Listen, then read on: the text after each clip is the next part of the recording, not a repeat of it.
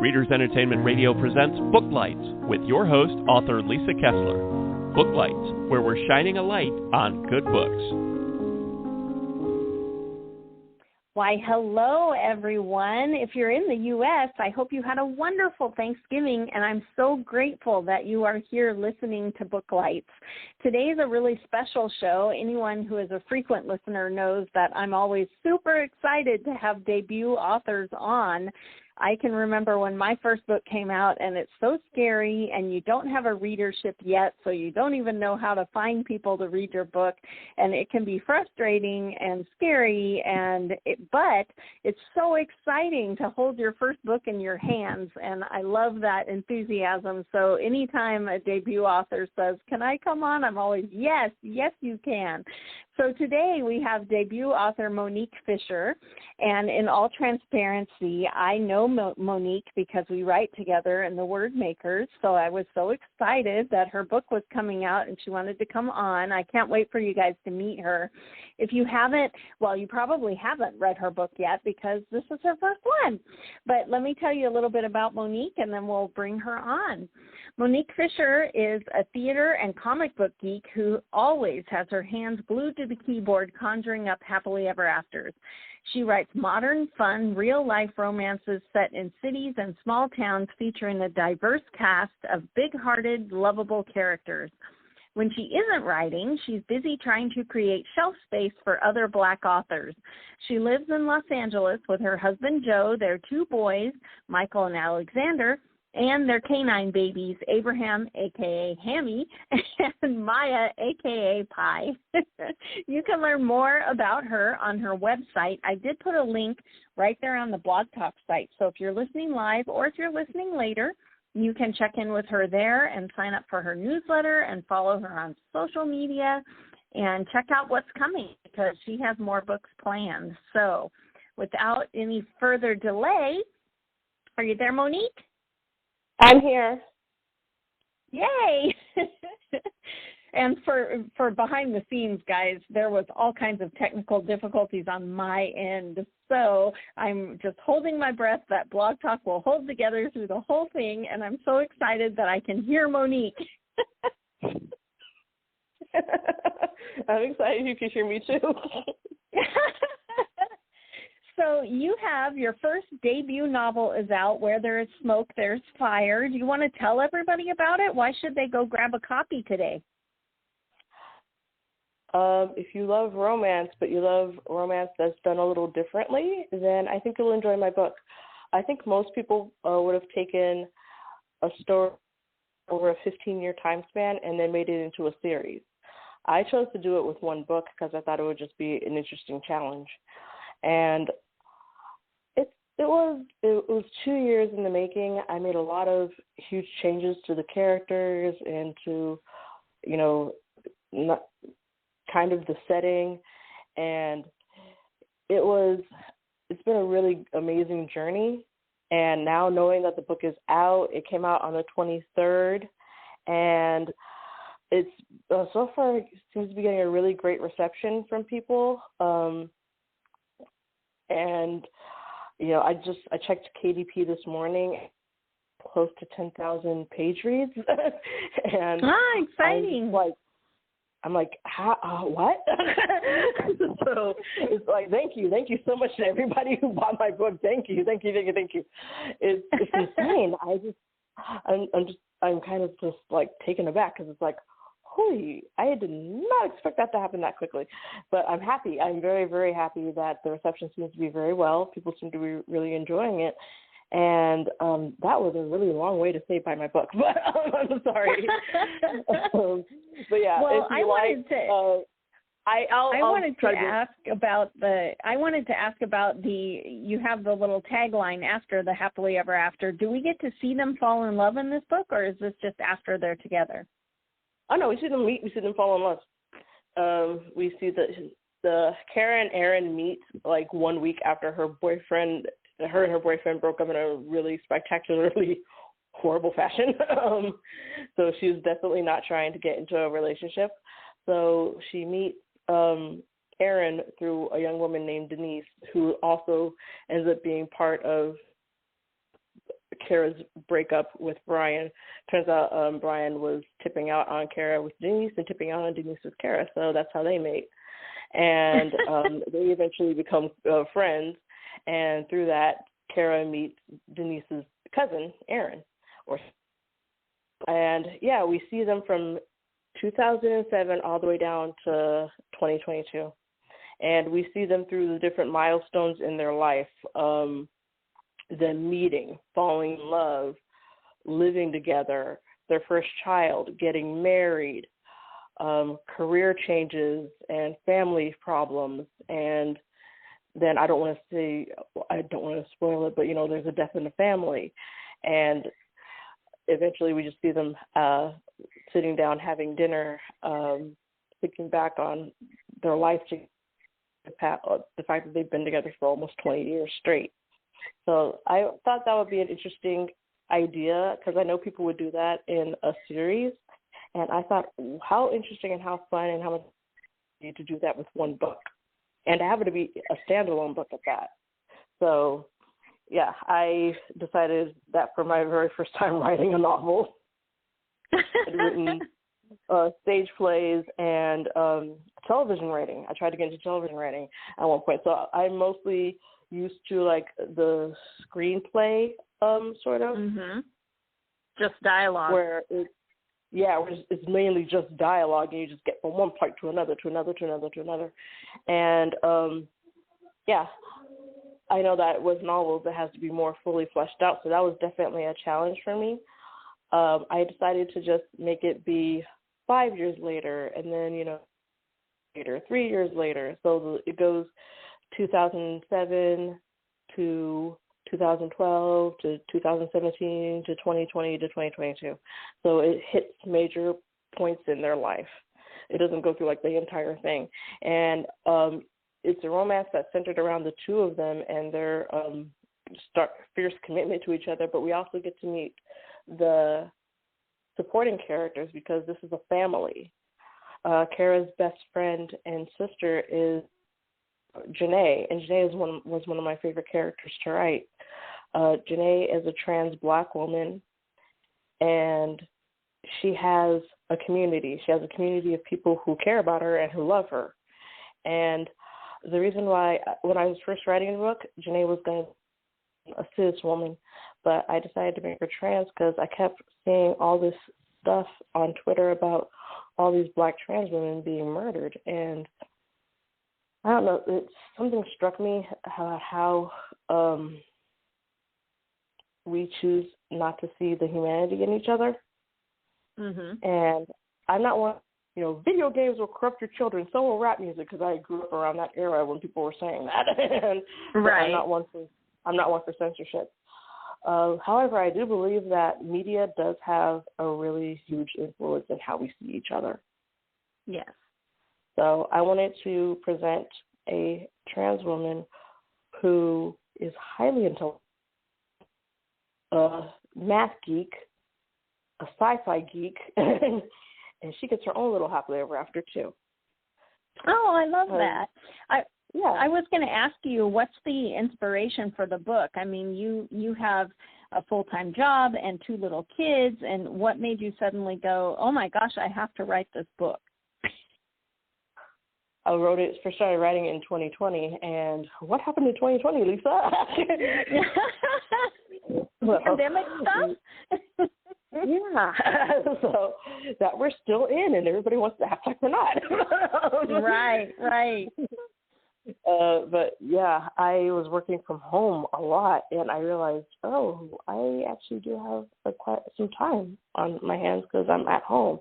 I'm not commuting to downtown LA. I'm not coming home. And I don't really know exactly where the idea struck me, but I thought epic love story, and for some reason, maybe this is just me, but whenever I think epic love story, I tend to think historical. So I thought epic love like story, Thornbirds. Yeah. And I got that reference. That's how old I am. Right. I know. I exposed my age there. Sorry, everyone. No worries. I wanted it to be a modern one, and I wanted it to feature, obviously, Black people. A modern epic love story featuring Black people. And I thought, okay, that would be really fun. Just see them as they meet, as they fall in love, as they hit each and every single change that helps us grow as individuals, and if we're in a couple as well. A lot of it, to be perfectly honest, came from my own relationship. I've been with my husband for 11 years, and we've been married for 7. And we have 2 kids together.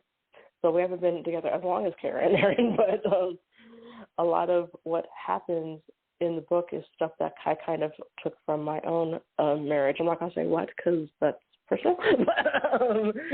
I do understand, when we look back on our life, we tend to see it in, these moments when we first met, when we fell in love, when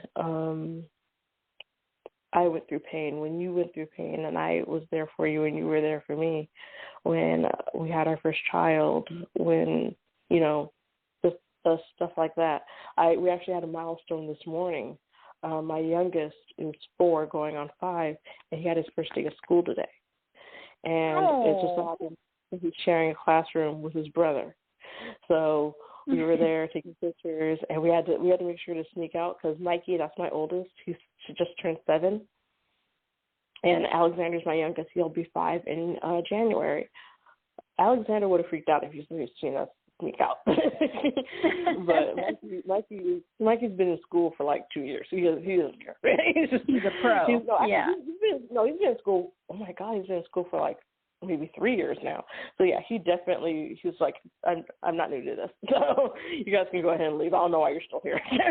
Meanwhile, we already know Alexander would have been like, where did they go? What's happening? So yeah, it was. I didn't get as choked up as I thought I would get, but it was crazy because I just was thinking, I remember giving birth to you. Right, and now you're in school. I know. I remember holding you skin on skin when, like, the doctor gave you to me. It's so weird now that he's, like, sitting at a little table with his name on it and in a classroom with a bunch of other kids because he's been in daycare since birth, but it's different seeing it in, like, a whole other setting. It's kind of like, holy crap, you're kidding. Yeah, where he's, like, his own person. Making friends and things. He has such a big personality. He's the one that whenever he's sitting in my lap and he's always squirming and you always call him tiny human, that's him. That's usually him. He's the reason why my husband's name is Joe, by the way. He's going to be the reason why the emergency room is going to know me and Joe by name. Like, okay, what did the house manager do now? Because I'm telling you, this kid, we had to start stacking stuff like cereal boxes and stuff on top of our refrigerator because when he was 2 years old, he would climb the refrigerator. He would lift himself up, climb the refrigerator using the handles, and then sit on top of the fridge. Oh, my gosh. Wow. And, yeah, he has, like, insane upper body strength. I don't know how. It's crazy. But my husband told one of his coworkers, no, my son can climb up to the top of the refrigerator using just the handles. And then his coworker was just, are we allowed to cuss on here? Have I cussed already? I don't even know.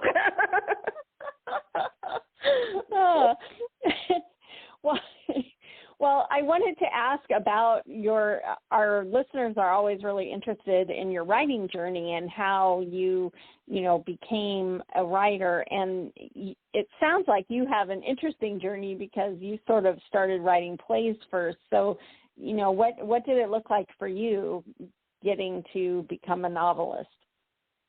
Well, I've been writing ever since I was 10. I tried, like, everything. When I was in college, I went to a junior college, and I took a short story writing class. I took a screenwriting class, but I just didn't really have, like, the itch for it.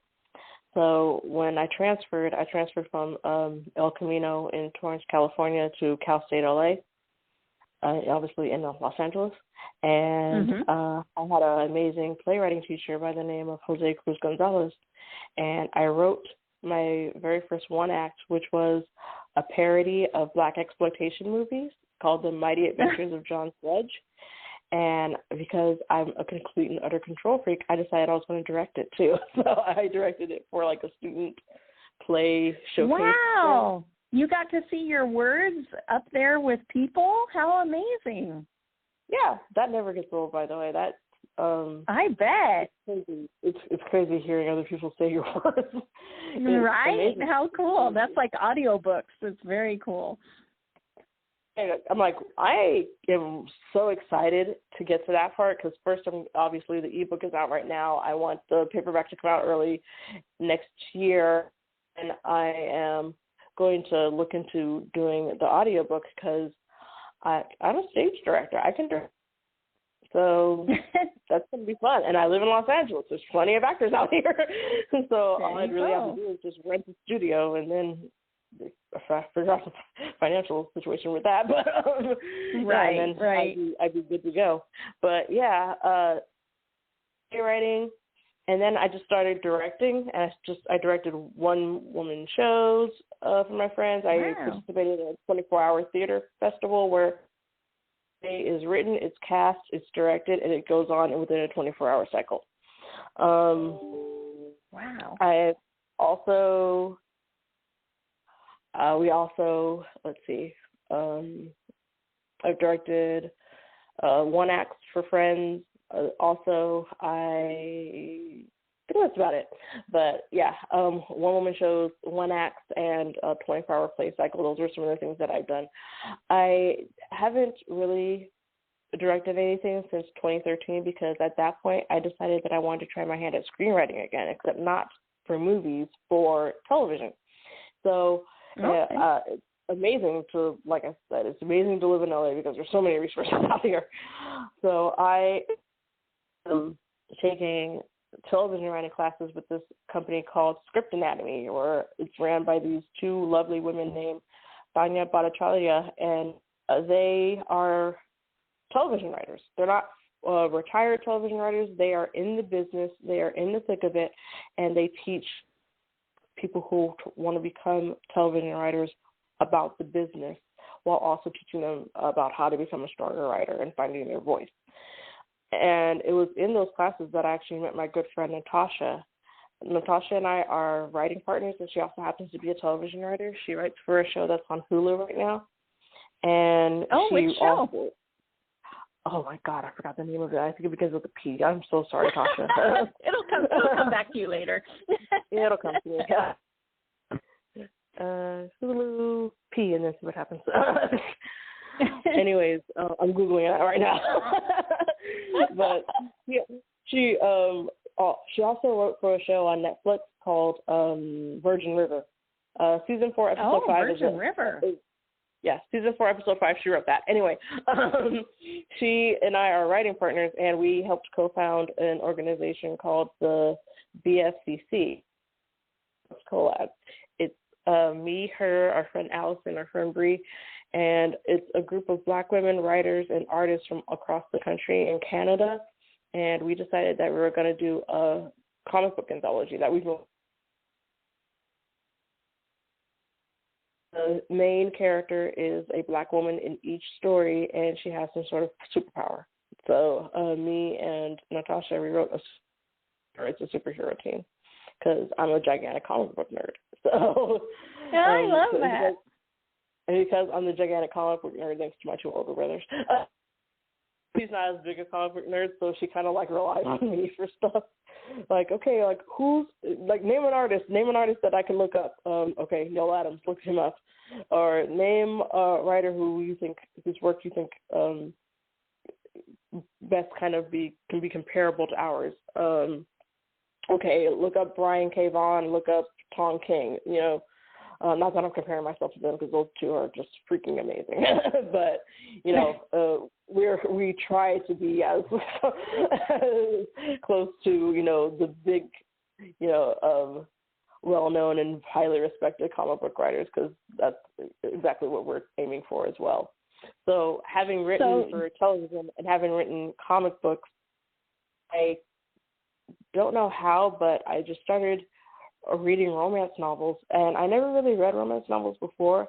I mostly read stuff like Terry fiction and Eric Jerome Dickey And I took a detour and started reading Janet Ivanovich's Stephanie Plum books before I started back into Black fiction and reading Zane. So I don't know how, but I stumbled upon a book by Farah Rashan, and I started reading her. And I love her. She's so fantastic, right? Yeah. I love her. And then from there, I started reading Priscilla Rivera, and then from there I started reading Nina Sosa, then from there I started reading Olivia Dade, and then I started following people and interacting with people and talking to people. And I fell in love with the genre, and I kept reading all these books. My Kindle is just filled with so many romance novels right now. And I always have been like a hopeless romantic, and I always had like some sort of like romance aspect into a lot of the stuff that I wrote. Right. So I went ahead and I decided to write a romance novel, and coming up with the idea, I stumbled upon, epic romance, modern day, a Black couple, going from meeting, falling in love, all the different milestones, like I said, all the way to present day. And what's funny is that it didn't even occur to me really to make it into a series. And then I remember somebody actually asking me why I didn't do it, and I just felt it would be better and more interesting as one book. And like I said, it's not a series, it's a standalone. So I wanted to pack in as I could with each different era in their lives. And yeah, that's just kind of how I got to this point. So that was just like from El Camino all the way down to present day. That's kind of like how things came about. I really do love writing. It's funny because some people say I don't love writing. I love having written. I love both. So being able to do this I and feel being the same able to talk way. with you, yeah, being able to talk with you about it, this has been really amazing. So thanks. Yeah, I love the surprises that come when you're writing, which kind of dovetails into, I don't know if you're a plotter or a pantser, but what were some big surprises that happened in the book when you were writing it and you thought, wait, what's happening? Were there any surprises for you that, you enjoyed? Yeah, the surprises actually kind of came after, like, throughout the process, like, when I had, shout out to Mika James, she was my beta reader. So she's fantastic too. She is. So Mika and I spoke after she sent me her note, and she had some insight and some amazing ideas about some of the characters, and I definitely utilized everything that she said. And one of the other people that I reached out to, and who is also incredibly amazing, and I thank her so much for her time, is Giselle James. Giselle is a Black trans woman who is a poet. And shout out to Lucy Eden, because she set me up with a website to find potential sensitivity readers, and that's how I got Giselle.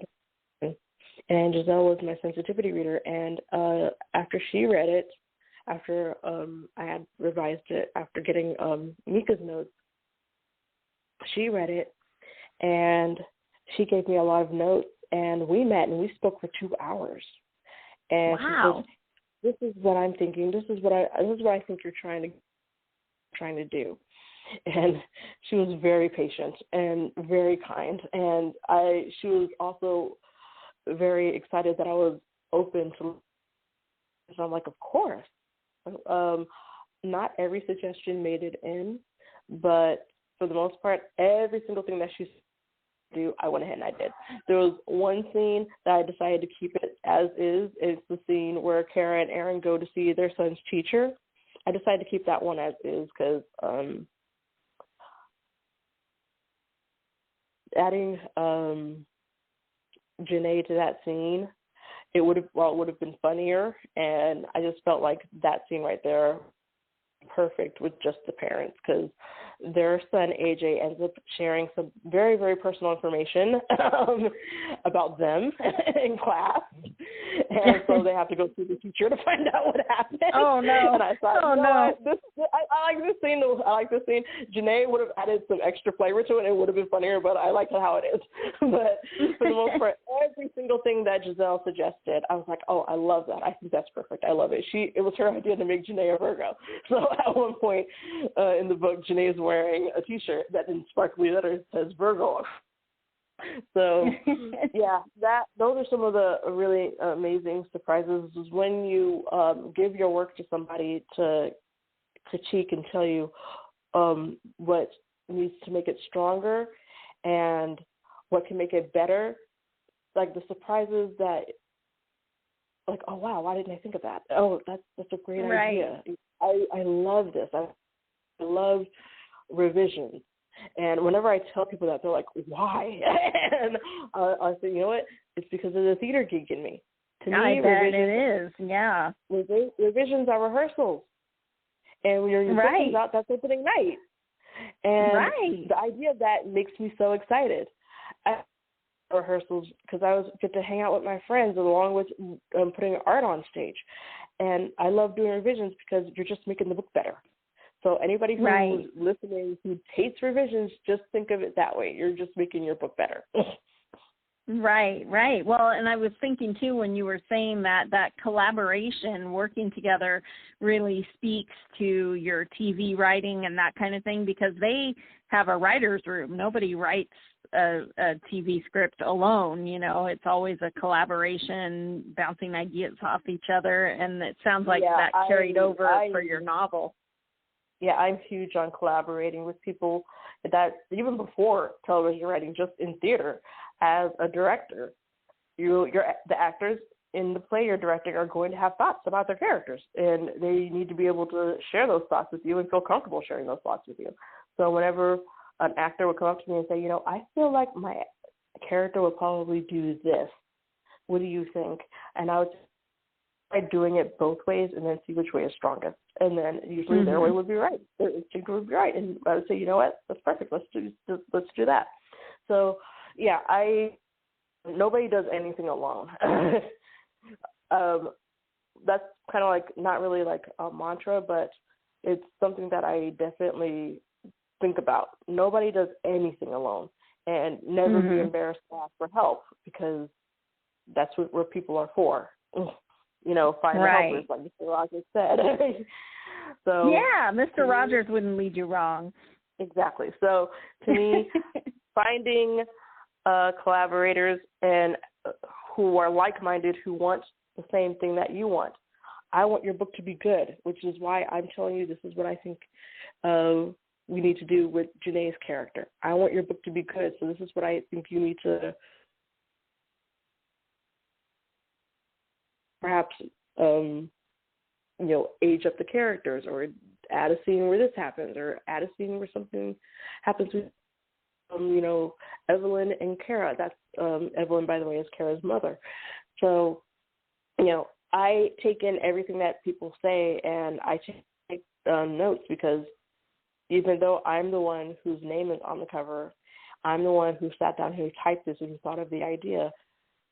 Without the people who I reached out to help me, this book wouldn't have even happened, because there's absolutely no way it really evolved. There's no way I would have released it in the shape it was in, even just a few months ago.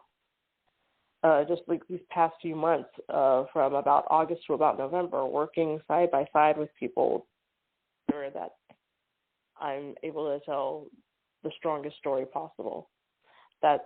It's taught me a lot. I'm going to give myself a lot more time. Yes. For the next book. It does take time. And the good news is the next book lasts the span of a year, so I'm not going to have to put 15 years into one book. So I'll be able to take my time a lot more. And it's going to be a rom-com, by the way. So I'm going to, like I said, I'm going to be in my for a minute. So this is going to be the book one of a trilogy that introduces my overall rom-com universe, because I have my own little version of the MCU going, but with romance books and with rom-coms in particular, where it's all in the same, it's all in universe. So yeah, that's going to be my next thing. So fun. Well, I can't believe we're out of time. Dang it.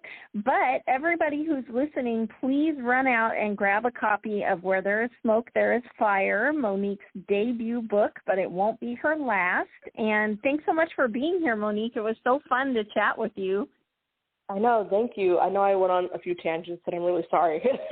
Nah, don't. That's what we love on this show. We want to get in the heads of writers. So thanks so much for sharing, and good luck. I can't wait to read the book. Thank you so much, Lisa. Thank you for your support. Thanks for joining us on Booklights. Be sure to connect with us at www.readersentertainment.com for articles, blogs, videos, and podcasts that matter to readers.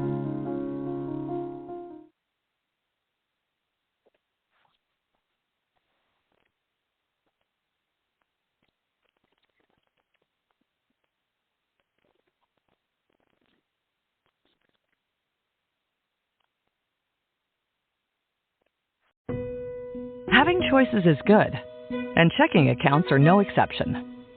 At Sandy Spring Bank, we have a variety of checking options and make it easy to choose based on your needs.